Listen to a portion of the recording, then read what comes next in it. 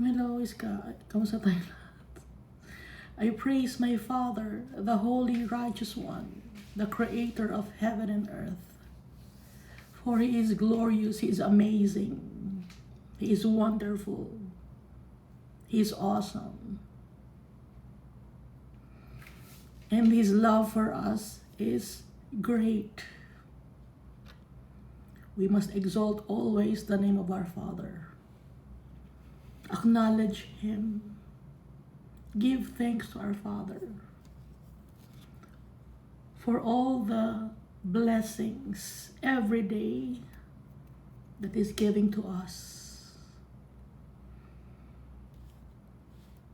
He also sent to us our Savior, Jesus Christ, the Messiah, the Lamb of God, the bread of life, the man clothed in linen with an inkhorn, the coming King, the King of Kings and the Lord of Lords, and our friend, Jesus Christ, Yeshua. He's the only mediator to the Almighty Father, no one else but Jesus. I'm grateful also to the Holy Spirit, for He is always with us. He's reminding us of the goodness of our Father, of the faithfulness of Jesus Christ. And so we must follow the teachings of our great teacher, Jesus Christ, for us to inherit the kingdom of God, for us to claim our inheritance. We must be like our Father. We must be like our Jesus Christ. Jesus is the way, the truth, and the life. Walang makakalapit kay Almighty Father, kundi dapat magtiwala tayo kay Jesus Christ para makalapit tayo kay Almighty Father. Dahil si Almighty Father, mahal niya si Jesus Christ. At si Jesus Christ, He's the perfect sacrifice, blameless, without sin. He gave His life on the cross for the forgiveness of our iniquities. If we have Jesus Christ in our hearts, ang tingin sa atin ni Almighty Father ay maganda. Because Jesus is perfect. So, Iska, no? Last time we read 4 chapters. Tandaan ba, Iska? Natandaan ko. 4 chapters. Job chapter 24. Job chapter 25. Job chapter 26. And Job chapter 27. Job chapter 24 for recap. Job was complaining of the violence on the earth. Maraming mga taong nagnanakaw, greedy, selfish dito sa mundo. Iba-ibang mga gawain ng kasamaan.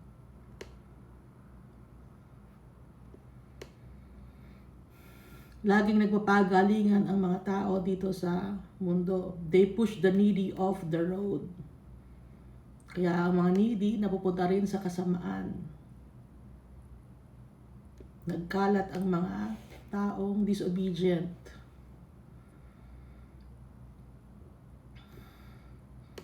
Hindi nagtutulungan. Ang gusto kasi ni Almighty Father, tayo lahat ay magtutulungan. Hindi makipagkompetensya. Pero anong ginagawa ng mga tao? Kompetensya lagi ang ginagawa.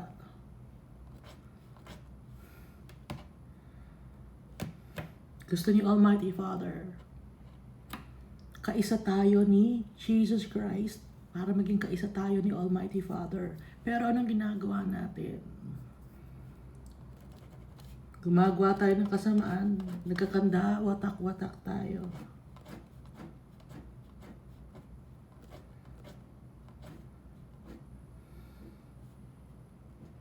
ang ginagawa ni Satan, divide and conquer. Dinidivide niya ang mga tao para i-conquer niya ang kaluluwa ng mga tao. Ganun ang strategy ni Satan. Kaya ang dami mga iba-ibang paniniwala. Kahit maraming iba-ibang paniniwala ang mga tao, maraming mga relihiyon, ano ang kapupuntahan nila ng mga tao na yon na iba-iba ang kanilang gawain? Lahat naliligaw. Dahil isa lang naman talaga ang way. Sino ang way? Si Jesus Christ. Ginagawa ni Satan, divide and conquer. Ganon din sa sa politika. May mga divide and conquer. Kunyari, pamilya sila. Tapos yung pamilya na yon, kunyari nag-aaway-aaway sila. Kunyari nag-aaway-aaway silang magkapatid. Kunyari magkaaway yung pamilya na yon para ipaalam sa tao na sino ang kakampiyan. Pero ang totoo, sa ending, sila-sila rin din yun. Naloloko ang mga tao. Naloloko. Yung mga mayayaman sila no? Yung mga politicians. Dahil sa pagnanakaw. Ngayon, ang ending, sila-sila rin yun. Ha? Iisa lang yun. Isang spirito lang din. Wickedness. Kaya ano nangyayari sa mga poor? They cause the poor to go naked without clothing. Hindi tinutulungan. At yung mga poor din, gumagawa rin ng wickedness. Nagnanakaw din.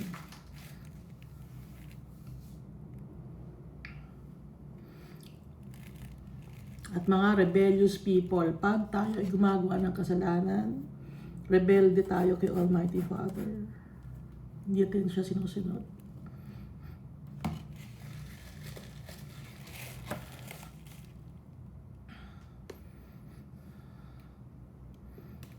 The eye of the adulterer waits for the twilight. Yung adulterer naman, tuwing gabi naman yon, nagtatago sa gabi. Saying, no eye will see me. Kasi nga, kahihiyan pag nasa liwanag, kaya nagtatago. And he disguises his face. Nakikita ko no sa internet yung mga hinuhuli ng mga police officers. Mga PD file ang tawag doon. Mga pedophile hinuhuli. Pag nahuli sila, nahihiya sila. Kasi nga, tinatago, kasalanan, hiyang-hiya sila, nabubulgar.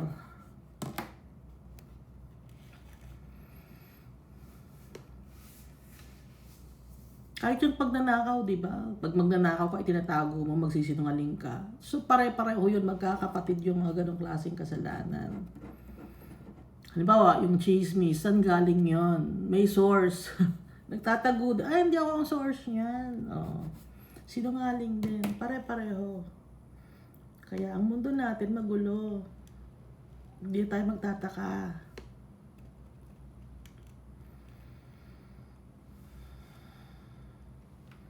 So yung mga wicked people, ano ang kahinatnan? Death. Yung mga tao na mahihirap, death din. Yung mga mayayaman, death din. Pare-pareho lang ang ending sa finish line. Pare-pareho lang din sa finish line. Nagkakatalo na lang kung may takot kay Almighty Father. At nasa puso niya si Jesus Christ. Doon na lang naiiba dahil yung mga tao na nasa puso nila si Jesus Christ mapupunta sa heaven. At yung mga wicked people, yung walang faith kay Jesus Christ, mapupunta sa eternal damnation.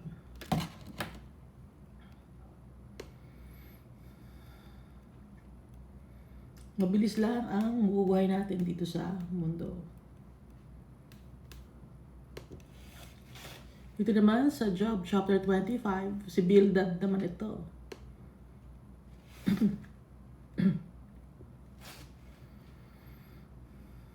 Paano daw magiging righteous sa paningin ni Almighty Father?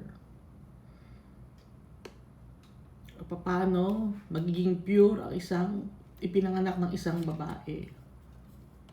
Alam natin na si Jesus Christ, righteous siya kay Almighty Father. Ipinanganak siya ng isang babae, no? Surrogate mother, si Mary. So si Jesus, Son of Man, Son of God, righteous Jesus. So itong Book of Job, pinapakita rito na may darating na isang tao na righteous, never nagkasala. Pwede yun. Sino lang yun? Si Jesus Christ. Dahil lahat na tayo nakagawa tayo ng kasalanan. No? Si Paul nakagawa ng kasalanan. Si Stephen, si Peter, si John, tsaka si James, mga apostles nakagawa ng kasalanan. Sino lang ang hindi nakagawa ng kasalanan? Si Jesus Christ. At God, si Jesus Christ. Like the Almighty Father. Dahil si Jesus Christ, sinusunod siya ng hangin, no? Yung pag sinabi ni Jesus Christ na mag-stop ka hangin, huminto yung hangin. At si Jesus nakapaglakad sa water.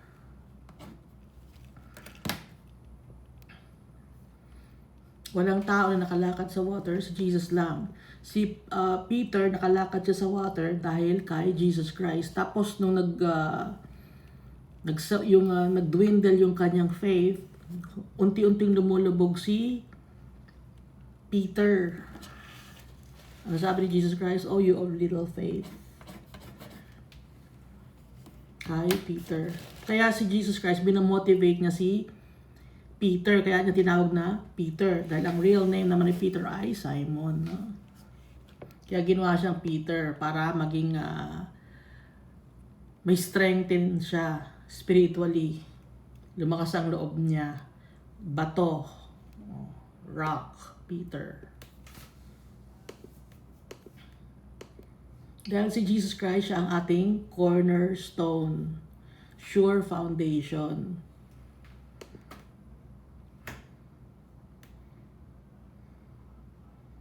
So dito naman sa Job chapter 26, sinasabi naman ni Job dito na ang tao ay mahina at si Almighty Father, He is majestic, powerful.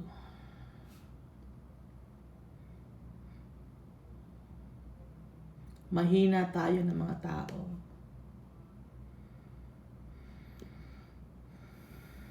Si Almighty Father, ginawa niya ang mundo na to sa pamamagitan na lang ng kanyang salita. He breaks up the storm. By His Spirit, He adorned the heavens. Pati ang heaven, ginawa ni Almighty Father. Indeed, these are the mere edges of His ways. Konting, example lang yon ng power ni Almighty Father, sabi ni Job. Whisper lang yon kay Almighty Father. Bulong lang yon. No? How small a whisper we hear of Him. So yung nakikita nating power ni Almighty Father, hindi lang ito na nakikita natin itong mundo, mas malawak pa yung power ni Almighty Father. Hindi lang kung paano niya ginawa ang mundo, kung paano niya ginawa ang tao, mas malawak pa. Taste lang to, a small taste of His power lang itong mundo na to. Kung paano niya tayo ginawa, kung paano niya ginawa ang environment natin, kung paano niya ginawa ang earth, ang mga animals. It's just a small taste of His power. But the thunder of His power, who can understand? Dito naman sa Job chapter 27, Job maintained his integrity. Ang integrity, strong moral fibers or strong moral values. Hindi siya, lumalakad siya ng tuwid. May takot siya kay Almighty Father. Hindi siya magsasalita ng wickedness at hindi siya nagsasalita ng kasinungalingan. Nor my tongue utter deceit. Far it be it from me that I should say, you are right till I die. I will not put away my integrity for me. Sa tao, importante ang integrity. Honest yun, ibig sabihin honest. Para paniwalaan ka ng tao, dapat may integrity. Kung ano ang sinasabi, yun ang gawa. Kung ano ang nasa puso, yun makikita or nagmamanifest through our actions. That's integrity.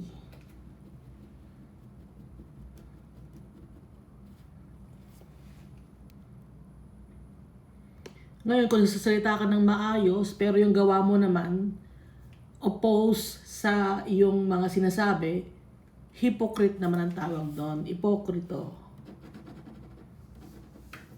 Kunyari, maayos ka na tao, tapos kabaliktaran ang ginagawa mo sa buhay. Nagsasalita ka ng maayos, nag-share ka ng Word of God, pero kabaliktaran naman ang ginagawa mo sa buhay ng may ginagawa kang wickedness, no? Nananira ka, nangihismis ka.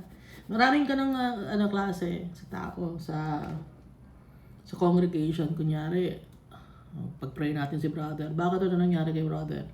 Dito kasi nangyari sa kanya, ganun. Oh, talaga, ganun ang nangyari. Ay, kailangan natin ipag-pray. Ano, tsaka ganito pa ang nangyari. O, chinismis mo na. Chinismis mo na yung buhay ng brother mo. Kunyari, gusto mo ipag-pray. Chismis lang naman ang hanap mo. No? Tapos ikikwento pa sa ibang mga, ay, ganun na nangyari sa kanya. Kaya ipag-pray natin. Oh. O talaga, oo, ganun na nangyari. O, chinismis na naman. Kumalat na. Ano na nangyari? Napahiya na yung tao. Ha? Napahiya na. Sa iba sinasabi, hindi magnanakaw. Pero ano ginagawa niya sa congregation? Nagnanakaw kayo.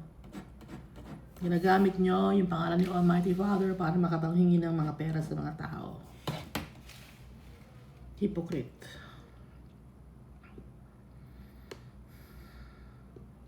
Sabi nyo, hindi pera ang hinihingi. Nanghingi kayo.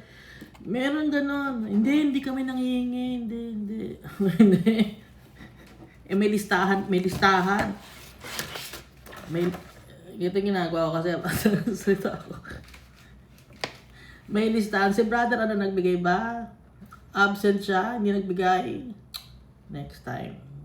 Doble ng bigay niya na. Doble ang bigay mo next time. Absent ngayon na.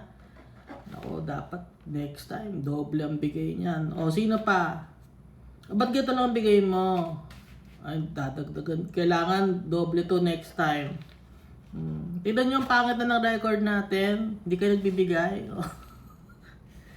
Itong record natin na to, ito pang sasabihin. Itong record natin na to, deposit natin to kay Almighty Father. Ayan. Pero hindi nyo to mawi-withdraw. Ginagamit si Almighty Father. Tapos, hindi nyo ito mawi-withdraw itong dinibigay yung pera. Pero deposit nyo ito kay Almighty Father. Anong deposit ang ibig nyo sabihin? Bayad nyo kay Almighty Father. Hindi nababayaran si Almighty Father. Deposit nyo tapos hindi ba ibabalik sa inyo? Kalokohan yun. Kasinungalingan, mga hipokrito. Hindi mahilig sa pera si Almighty Father. Hindi siya para sa pera dahil siya ang gumawa ng mundo na to. Huwag niyong gamitin ang pangalan ni Almighty Father sa paghihingi ninyo.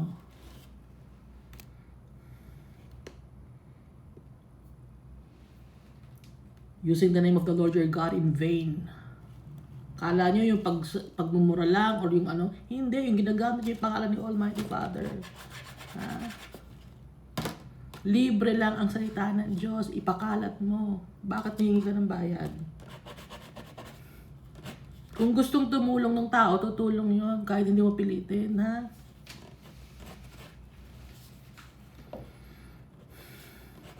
Tapos pag hindi nagkabigay, papaalisin ninyo. Hindi na yan member. Paalisin na natin yung nagbigay. Wicked people. Hindi ka na makakapunta sa langit, hindi ka nagbigay. Ay, hindi ganun yun. Ha? Ang kailangan ni Almighty Father, tayo mismo, yung heart natin willing to obey the Almighty Father by denying ourselves.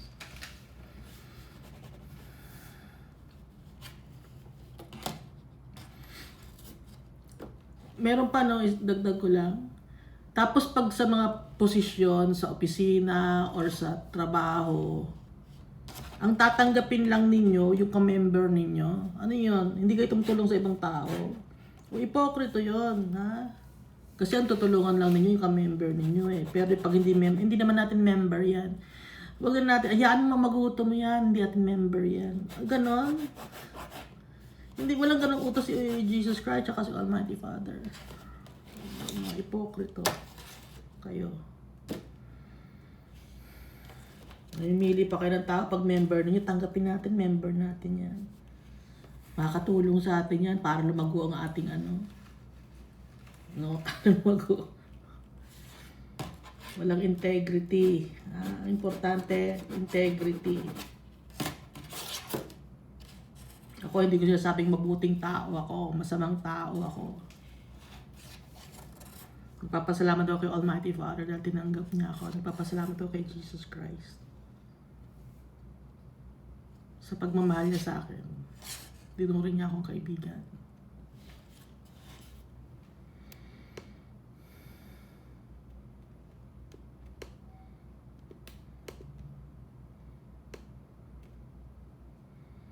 Kaya dapat may integrity tayo.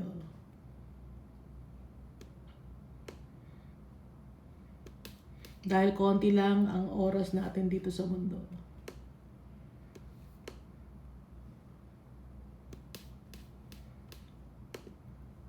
Aaminin natin na makasalanan tayo.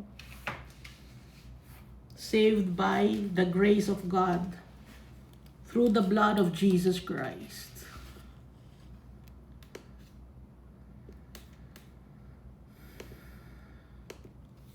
So dito na tayo sa Job chapter 28. Binabanggit dito ni Job tungkol sa wisdom. Ang difference ng wisdom sa knowledge, yung knowledge mababa lang. Alam mo lang yon. Pero yung wisdom, na-experience mo na. No, yun ang pagkakaiba, na-experience mo na, naipamuhay mo na. Yung knowledge, hanggang utak lang yon. Yung wisdom, utak at puso na yon. At pinapamuhay mo. Yun ang wisdom, na experience mo na. At nagsha-share ka na about sa wisdom. Yun ang wisdom. Yung knowledge, pwede mong i-share pero hindi mo siya na-experience pa. Yung wisdom, highest form yon ng knowledge kasi nga na-experience na.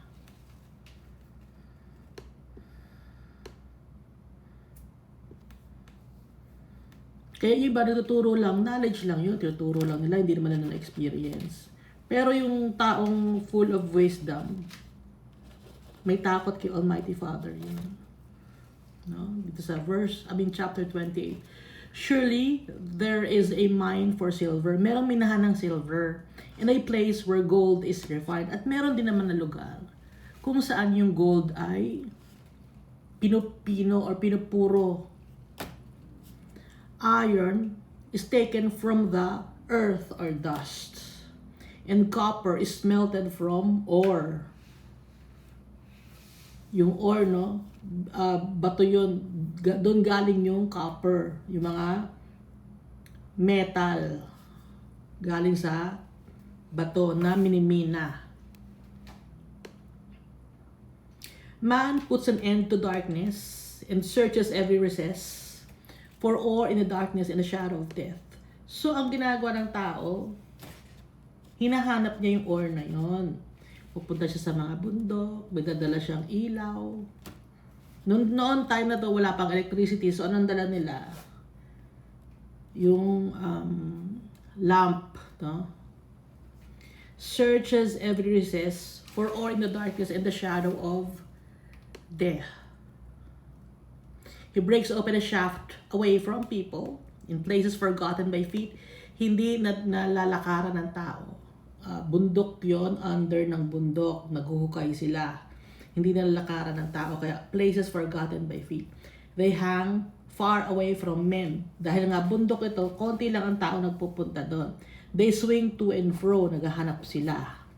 As for the earth, from it comes bread, but underneath it is turned up as by fire. Sa ibabaw, no? Kasi nga ang metal, hinuhukay yon. Sa ibabaw, nagtatanim tayo ng halaman. Ibig sabihin, from it comes bread. But underneath, sa ilalim ng lupa, andon, kailangan ng hukayin. At lalabas yon sa pamamagitan ng fire, yung mga metal. Its stones are the sources, or the source of sapphires. And it contains gold dust. Kasi yung gold, paglabas naman yan, hindi naman korting alahas agad yan.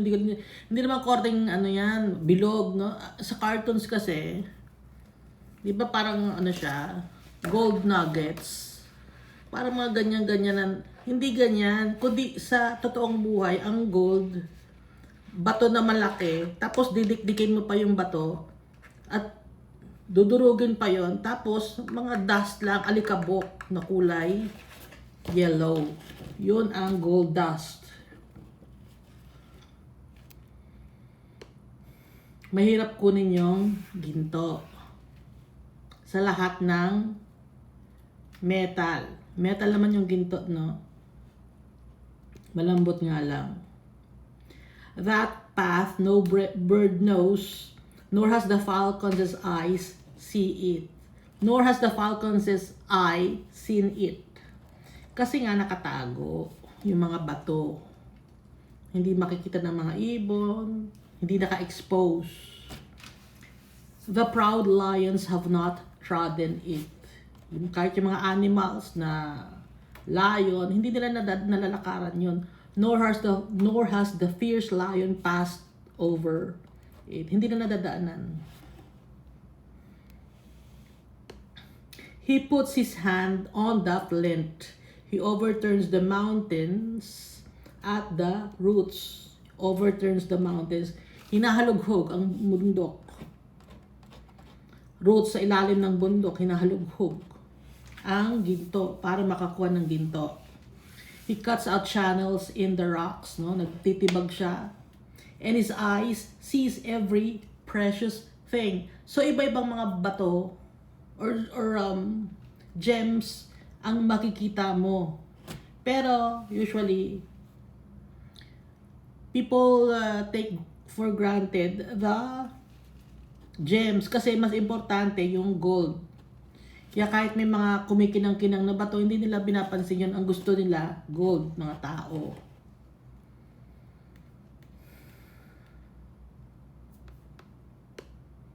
He dams up the streams from trickling. What is hidden, he brings forth to light. Yung mga nakatago na ginto, nailalabas niya yon.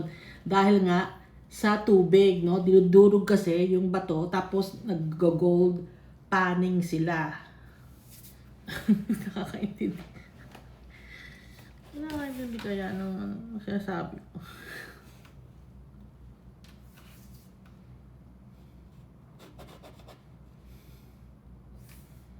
Yung gold panning, merong parang plato na flat. Dami sulat. May plato na parang flat, tapos andito yung mga bato-bato, no? Mga bato-bato yan. Tapos pag inikot sa tubig, may tubig yan, may tubig.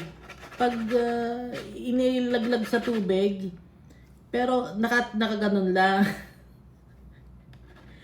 Tapos pag nakita na yung bato, tinatanggal nila yon hanggang sa umunti na lang to, makikita na yung ginto doon, kulay yellow.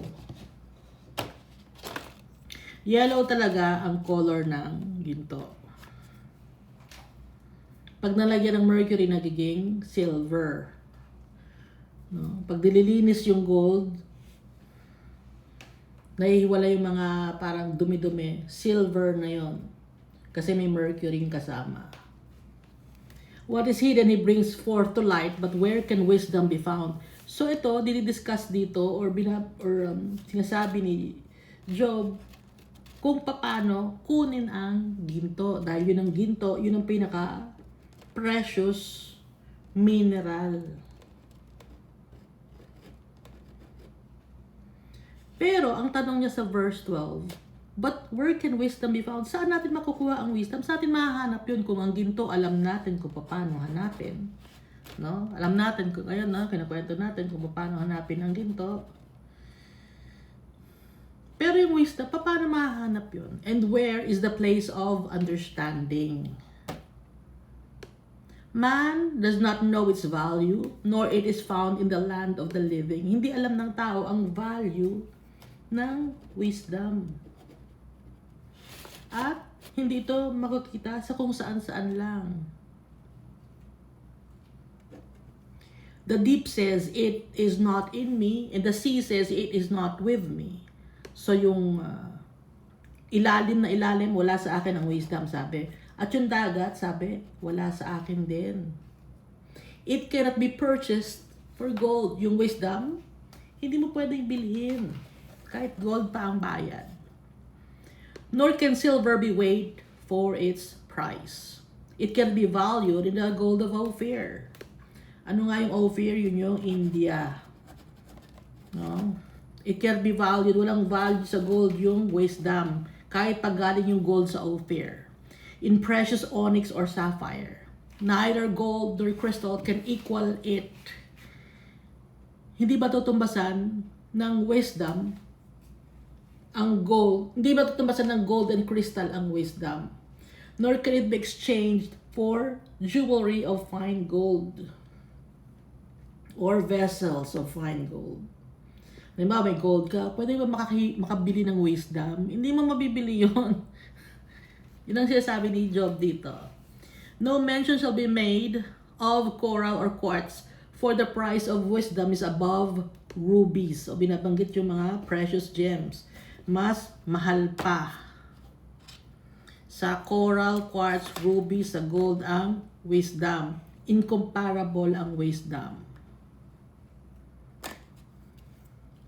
The topaz of Ethiopia cannot equal it, nor can it be valued in pure gold. Kahit pa 24 karat yung gold, hindi mo makukuha yung wisdom or mabibili ang wisdom. Kahit pa 24 karat yung gold, pure pa. No? From where then does wisdom come? Saan galing yan ng wisdom? And where is the place of understanding? Saan natin makukuha yung pagkakaintindi? Lugar na pwede mo maintindihan or makuha ang mga bagay para maintindihan mo. Verse 21, it is hidden from the eyes of all living and concealed from the birds of the heaven or air. Nakatago siya. Hindi siya nakikita ng naked eye. Hindi siya nakikita ng mga ibon, ng mga animals. Hindi nakikita. Verse 22, destruction and death say, we have heard a report about it with our ears. Destruction or Abaddon and death, sabi nila, we have heard a report about it with our ears, sabi ng death. God understands its way and He knows its place. Bakit destruction and death lang ang nakarinig ng report?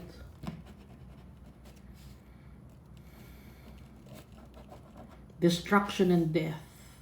We have heard a report about it with our ears. Pag nakaka-experience lang tayo ng destruction at saka ng death or paghihirap ng buhay, dun lang tayo nakakaintindi ng report about wisdom.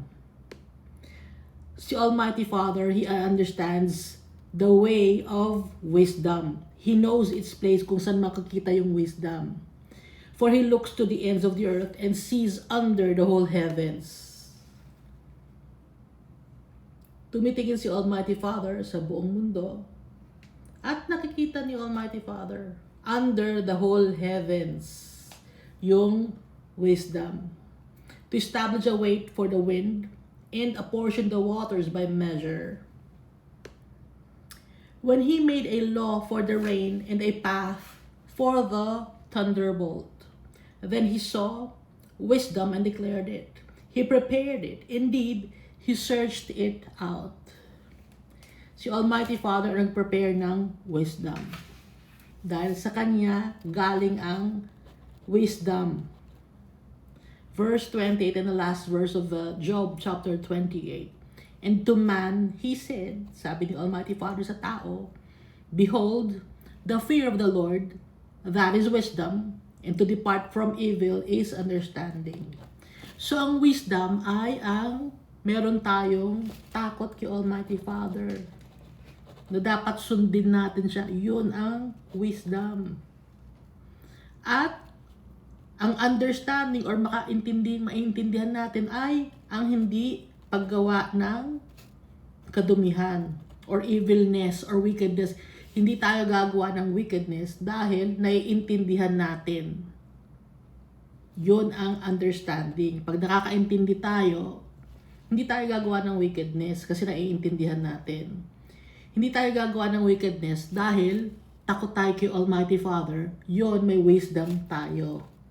Ngayon, dito sa Proverbs chapter 9, verse 10, the fear of the Lord is the beginning of wisdom, and the knowledge of the Holy One is understanding. Same sila. Job chapter 28, verse 28, and Proverbs chapter 9, verse 10.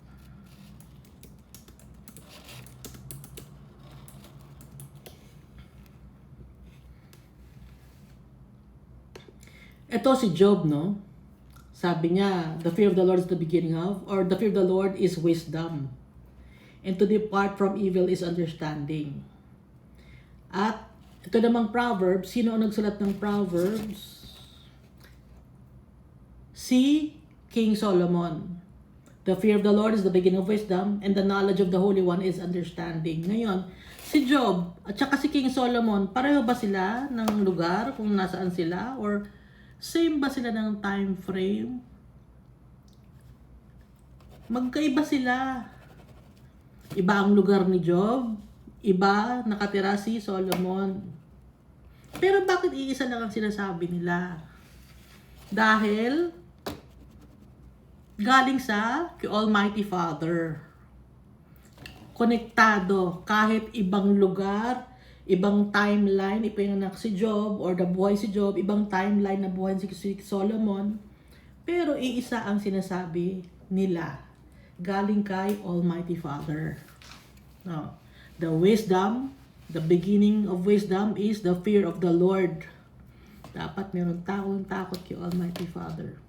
Inulit ni Almighty Father twice. Dito, Job chapter 28 verse 28 and Proverbs chapter 9, verse 10. Hindi naman sabay na nabuhay si Job at saka si King Solomon. Pero bakit iisa ang kanilang sinasabi?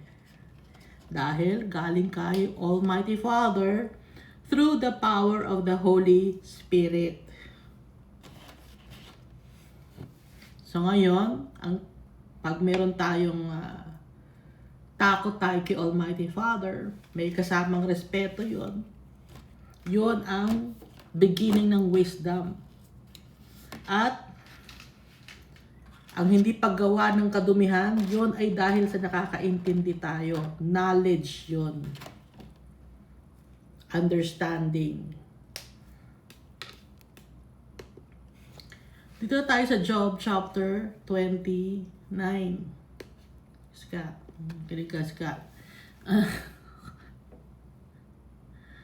Job further continued his discourse and said, "Oh, that I were as in months past, as in the days when God watched me, when his lamp shone upon my head, and when his light I walked through darkness, just as I was in the days of my prime, when the friendly counsel of God was over my tent." So, itong si Job, he was reminiscing the days when he was living in abundance. Nung binabantayan pa siya ni Almighty Father. Pero hindi naman nawala ang pagbabantay ni Almighty Father kay Job. Feeling lang ni Job na hindi na siya binantayan ni Almighty Father dahil nga nakakaranas siya ng trials and tribulations. At hindi niya alam kung bakit. Gusto niya kasing alamin. Gusto niyang malaman para makahingi siya ng tawad. Pero si Almighty Father, hindi pa siya sinasagot. Hinahayaan pa ni Almighty Father si Job magsalita ng magsalita. Just as I was in the days of my prime, when the friendly counsel of God was over my tent. Dati pa, maganda yung buhay ko, yun ang sasabi ni Job. When the Almighty was yet with me, when my children were around me, so nung buhay pa yung mga anak ko, si Almighty Father, kasama ko, inaalala ni Job. When my steps were bathed with cream, and the rock poured out rivers of oil for me. When I went out to the gate by the city, when I took my seat in the open square, paglalabas ako ng bahay ko, pupunta ako sa open square dito, no? Sa ngayon, mga park to. Open spaces. Ano nangyayari pag lumalabas siya ng bahay niya? The young men saw me and hid. Nagtatago yung mga batang lalaki sa kanya. Kasi nga, natatakot. Pero ayan na yung mayaman, yung matalino, yung na-i-intimidate sa kanya. May mga tao na i-intimidate sa kanya. The young men saw me and hid, and the aged arose and stood. Yung mga matatanda naman, nire-respeto siya, tumatayo naman yung matatanda. Uy, andyan na si Job, tumayo tayo. Nagbibigay pugay sa kanya, ibig sabihin. The princes refrained from talking and put their hand on their mouth. Yung mga taong mayayaman naman, tumatahimik pag dumarating siya. Respeto, binibigyan siya ng respeto. The voice of nobles were hushed. Shh, ganun, natatahimik. And their tongue stuck to the roof of their mouth. When the ear heard, then it blessed me. And when the eye saw, then it approved me. So pag nakikita siya, ano si Job, kamusta ka na Job? Ganon. Tsaka pa nakikita siya, they approved of him.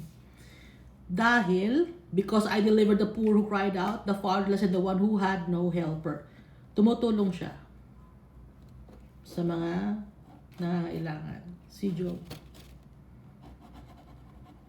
Hindi siya humingi ng kapalit. Tumutulong siya nang hindi humingi ng kapalit. Hindi niya gustong irespeto siya, pero kusang nirerespeto siya ng mga tao dahil nga meron siyang integrity. Verse 13, the blessing of a perishing man came upon me, and I caused the widow's heart to sing for joy. Natutuwa kahit yung mga widow sa kanya kasi nga tinutulungan niya. I put on righteousness, and it clothed me. My justice was like a robe and a turban.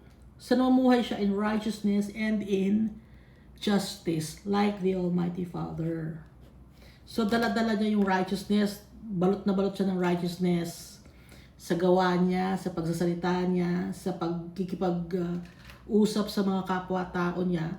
Tumutulong siya, righteousness yon. My justice was like a robe and a turban. So robe and turban, kitang-kita yung kanyang gawa. Aware ang mga tao doon sa kanyang character or personality. Verse 15, I was eyes to the blind, and I was feet to the lame. Ibig sabihin, no, tinutulungan niya mga bulag, mga pilay. Kaya nga, siya ang nagiging mata ng mga blind, nagiging feet ng mga lame. Nakakakain yung mga lame, tsaka yung mga blind, hindi makapagtrabaho. Pero binibigyan ni Job, tinutulungan niya. I was a father to the poor, and I searched out the case that I did not know.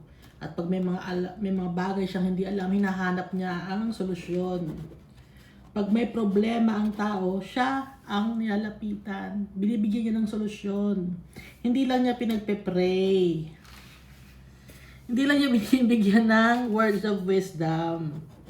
Gumagawa siya ng aksyon. Ganon si Job. Kaya ang tingin ni Almighty Father sa kanya, he is righteous and just. Hindi lang puro lip service, kundi sa gawa din. I broke the fangs of the wicked and plucked the victim from his teeth. May mga bagay siyang inaayos. Pag may mga injustices, binibigyan niya ng solusyon. Then I said, I shall die in my nest and multiply my days as the sand. My root is spread out to the waters, and the dew lies all night on my branch. My root is spread out to the waters. Ibig sabihin, abundant siya, kahit na waters, merong ugat siya ron. Tapos, sa mga branches niya, may dew, ibig sabihin, may blessings, marami siyang blessings. Maraming blessings si Almighty Father sa kanya. Nabubuhay siya in abundance. My glory is fresh within me, and my bow is renewed in my hand. Men listened to me and waited and kept silence for my counsel. Nirerespeto siya. Humingi ng advice, nakikinig yung mga tao sa kanya.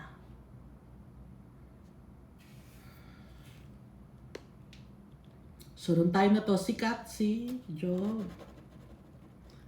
Righteous siya. He's just. Tumutulong siya. Nirerespeto siya sa society.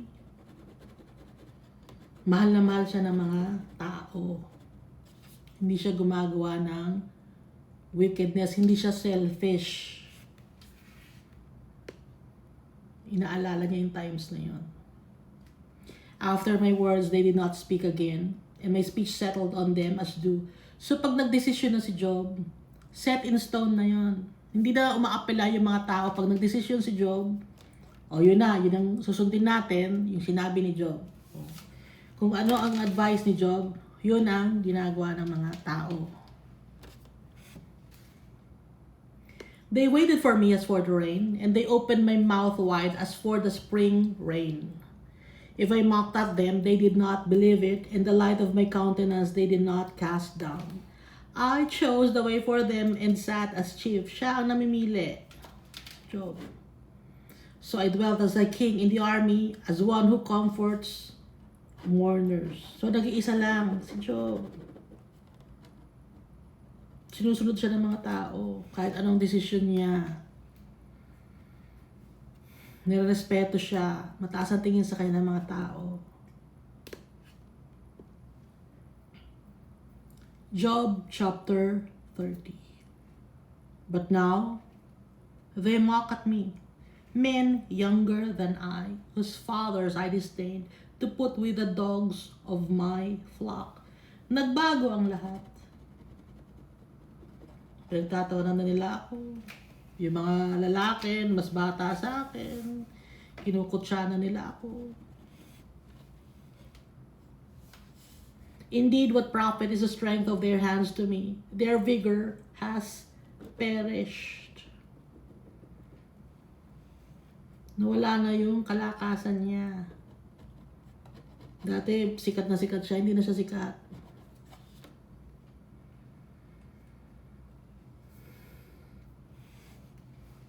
They are gone from want and famine, fleeing late to the wilderness, desolate and waste. Apektado na pati ang mga sa society. Nung time ni Job, apektado na yung nasa society. Wala nang tumutulong sa mga tao. Dahil naghihirap na si Job, may sakit na siya. Tinutukso na lang siya ng mga tao. Nagkalat yung mga tao ngayon, ng mga mahihirap na tao. Wala nang nag-uplift sa mga tao.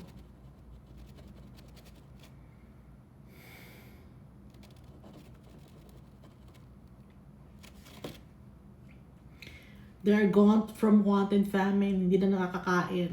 Gutom, fleeing late to the wilderness, desolate and waste. Who pluck mallows by the bushes and broom tree roots for their food. So yung pagkain ng mga tao hindi na maayos, hindi na maganda. Kasi wala nang tumutulong sa mga tao. Dati nung abundant pa si Job, siya ang tumutulong. Siya kasi hindi siya swapang. Ang natirang mga tao swapang. Greedy, kahit mayaman sila, greedy sila. Iba kasi si Job. They were driven out from among men. They shouted at them as at a thief. No, para siyang magnanakaw, thief. They shouted at them. They shouted at them as at a thief. They had to live in the clefts of the valleys or wadis, in caves of the earth and the rocks. Wala nang mapuntahan yung mga taong mahihirap. Wala nang tumutulong sa kanila.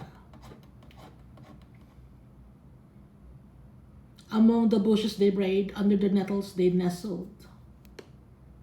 They were sons of fools, yes, sons of vile men, and they were scourged from the land. And now I am their taunting song, yes, I am their byword. Ako na ngayon ang pinagtatawanan nila. Pinagkukwentuhan nila ako, dati mayaman ako, na tumutulong sa kanila. Ngayon pinagtatawanan nila ako, hindi na ako nakakatulong sa kanila. They abhor me, they keep far from me, they do not hesitate to spit in my face. Literally. Diyuduraan siya sa mukha.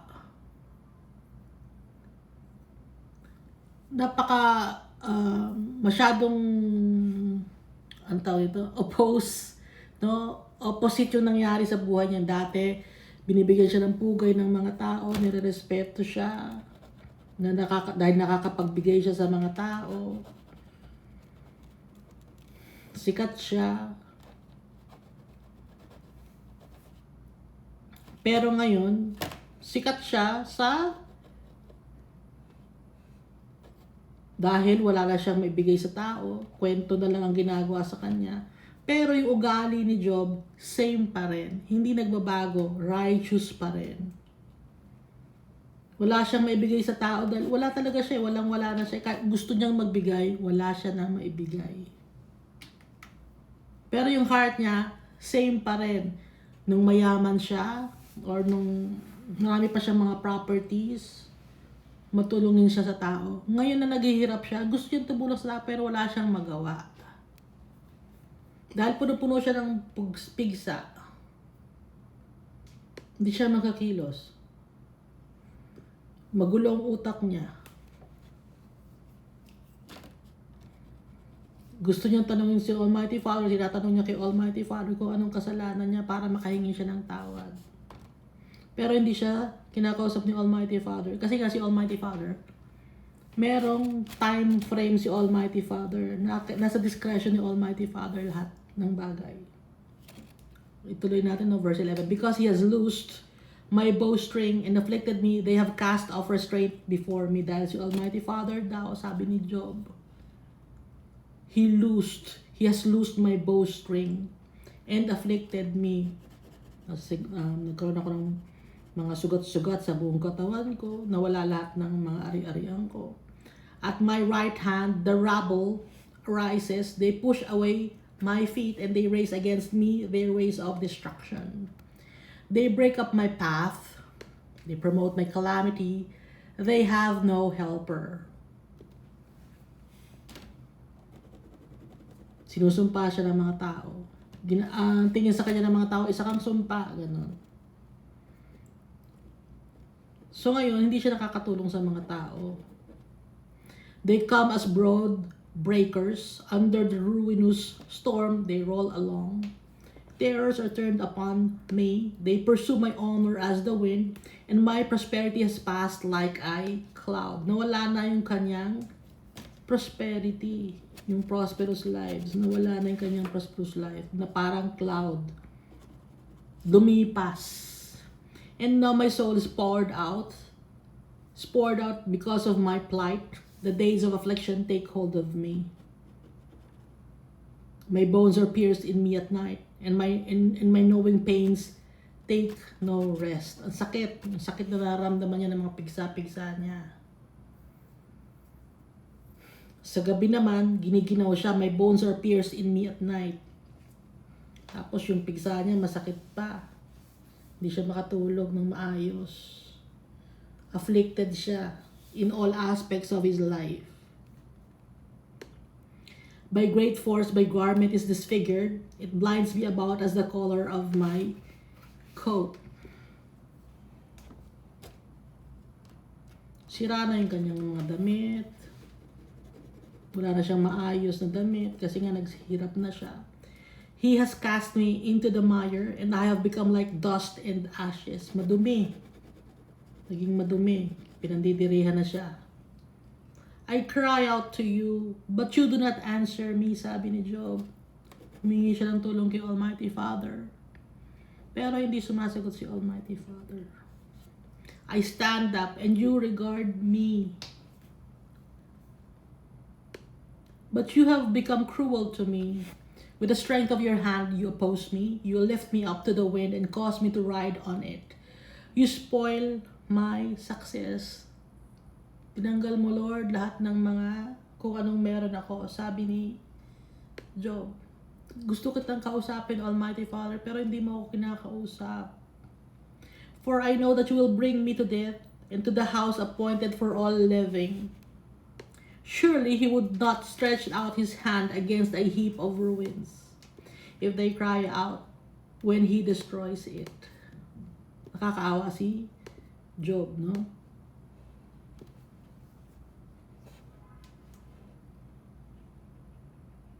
Have I not wept for him who was in trouble? Has not my soul grieved for the poor? Tinatanong niya si Almighty Father. Almighty Father, di ba tumulong ako sa mga tao? Umiyak ako, Lord God, sa mga tao na nangangailangan. Tinutulungan ko sila, Lord. Lord, ba't hindi mo ako sinasagot? But when I looked for good, evil came to me. And when I waited for light, then came darkness. Nag-aantay ako ng hope. Pero walang dumarating na hope sa akin. Kundi puro kadiliman.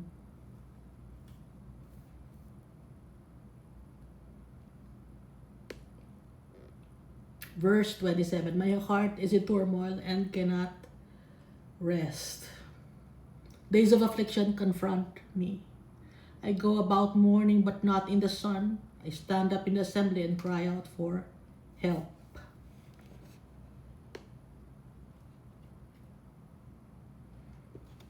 So he was lamenting. Job was lamenting. Hindi siya makatulog ng maayos. Ang tagal ng suffering ni Job. I am a brother of jackals and a companion of ostriches. Yung jackals, animal ito. Pati yung ostrich. Ano ba yung ostrich? Yung ostrich, kahihiyan. And a companion of ostriches.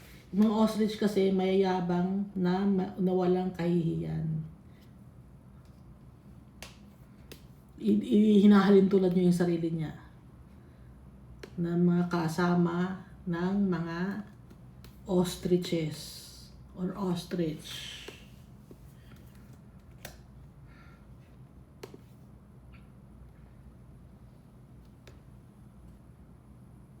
At kapatid ng jackal, scavenger.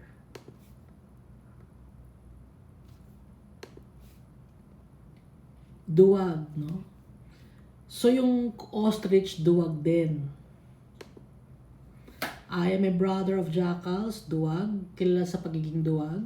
And a companion of ostriches, kilala rin yung ostrich sa pagiging duwag kasi yung ulo ng ostrich, pag nakakakita siya ng bagay, nahihiya siya, tinatago niya yung ulo niya under the ground.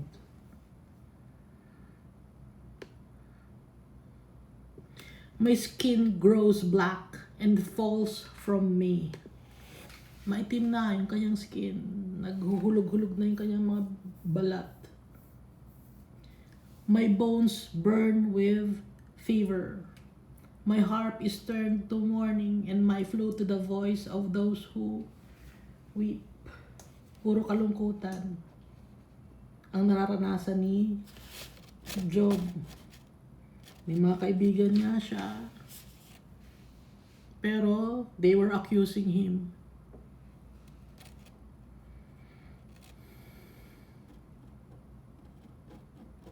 Ang hirap ng experience ni Job. Hindi ko kakayanin to.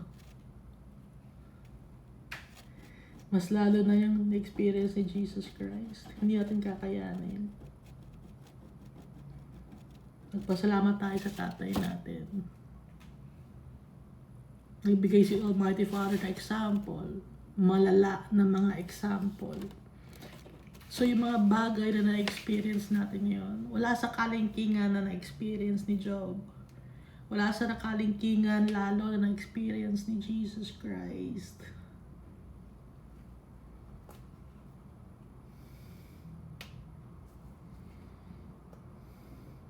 Imagine righteous si Job sa paningin ni Almighty Father, pero inalaw ni Almighty Father na mangyari ito sa kabuhay niya. Para maging example natin.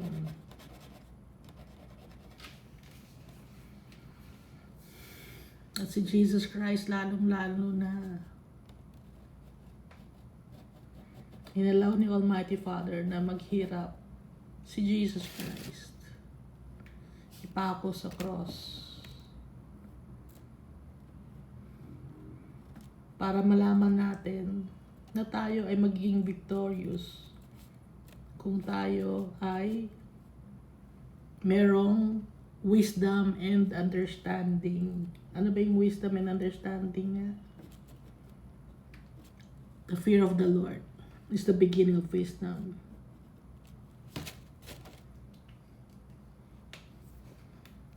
The fear of the Lord is the beginning of wisdom. And the knowledge of the Holy One is understanding. Lagi natin purihin yung tatay natin. Kailangan natin yun. Kailangan natin ang tatay natin sa araw-araw. Siya nagbibigay ng lakas sa atin. Huwag natin kakalimutan ng tatay natin. Pray without ceasing. May example na tayo. Si Jesus Christ. Yung kaklase natin na victorious, na perfect niya yung score. So tayo, bagsak tayo lagi sa exam natin dito sa mundo. Pero meron tayong kokopyahin, si Jesus Christ. Kokopyahin natin yung kanyang ginawa. Pwede rin natin kopyahin yung ginawa ni Job. Pero yung highest level na ang kokopyahin natin, yung ating best friend, yung ating King of Kings and Lord of Lords. Thank you, and God loves us all so much.